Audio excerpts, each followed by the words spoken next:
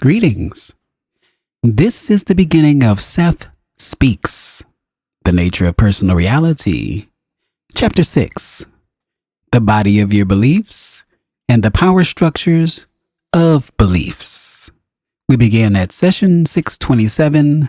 This was November 13th, 1972.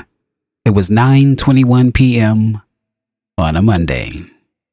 And the dictation begins now. Quite literally, you live in the body of your beliefs. You perceive through the body of your beliefs. Your beliefs can increase your vision or diminish it. They can increase or diminish your hearing or any sense function.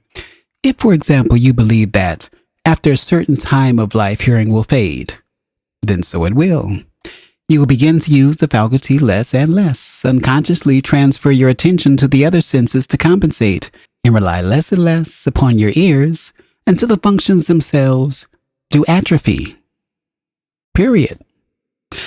Functions in this particular regard are habits. You simply forget to hear properly following your belief. All of the minute manipulations necessary to hearing are unconsciously repressed. The actual physical deterioration then does indeed follow.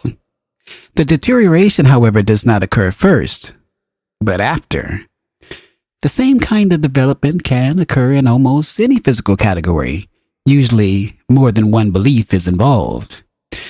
Parallel with the belief that vision will fail, you may have the before-mentioned belief that hearing will dim. And these two ideas may be reinforced by belief that age automatically makes you less of a person, turning you into an individual who can no longer relate in the daily pattern of environment. The belief, you see, would work to ensure the materialization of that state. On the other hand, you may believe that wisdom grows with age, that self-understanding brings peace of mind not earlier known, that the keen mind is actually far better able to assess the environment, and that the physical senses are much more appreciative of all stimuli. And so those conditions will be physically met in your experience.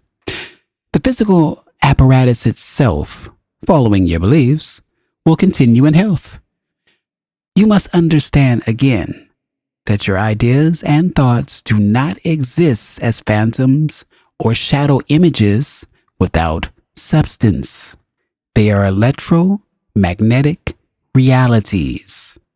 They affect your physical being, and they are automatically translated by your nervous system into the stuff of your flesh and of your experience.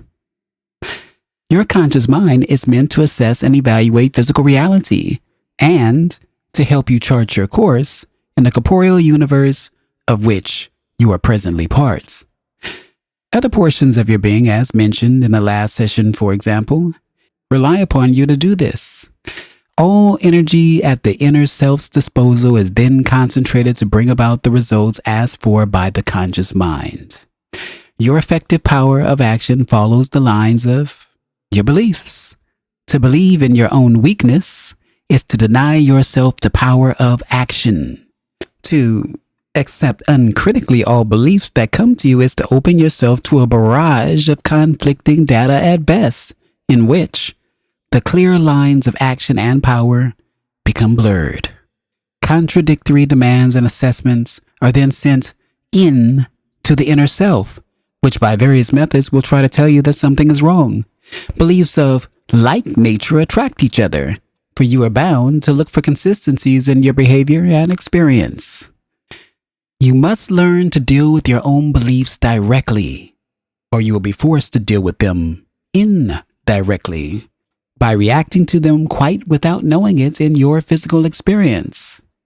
When you rail against an unfavorable environment or a situation or a condition, basically, and underline the following phrase, you are not acting independently, but almost blindly reacting. You are reacting to events that seem to happen to you, and always in response to a situation. To act in an independent manner, You must begin to initiate the action that you want to occur physically by creating it in your own being. This is done by combining belief, emotion, and imagination and forming them into a mental image of your desired physical results. Of course, the wanted result is not yet physical, or you would not need to create it. So it does no good to say that your physical experience seems to contradict what you are trying to do.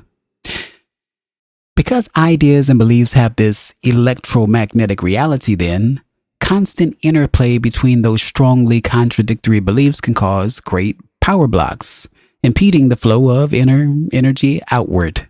At times, a polarization can occur. Unassimilated beliefs, unexamined ideas can seem to adopt a life of their own. These can effectively dominate certain areas of activity. You may take your break. This marks the end of Seth Speaks, The Nature of Personal Reality. This is Chapter 6, Part 1. Let's talk about it. So in this passage, Seth emphasizes the significant influence of beliefs on one's physical health and experiences. He illustrates how beliefs can shape our sensory functions, physical health, and overall experience of aging. Seth stresses the importance of consciously evaluating and directing our beliefs to align with desired outcomes, as they directly impact our actions and experiences.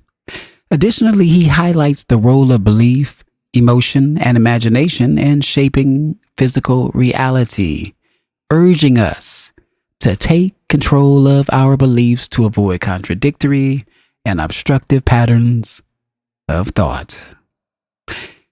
If you've enjoyed this video, please consider giving it a like, sharing it with a friend, and of course, subscribing for more. What did you think about this particular passage as we start a new chapter in Seth Speaks? Please leave it in the comments below. And as always, thank you for watching. Thank you for listening. I am Tony Victory, a wolf uncaged. Thank you.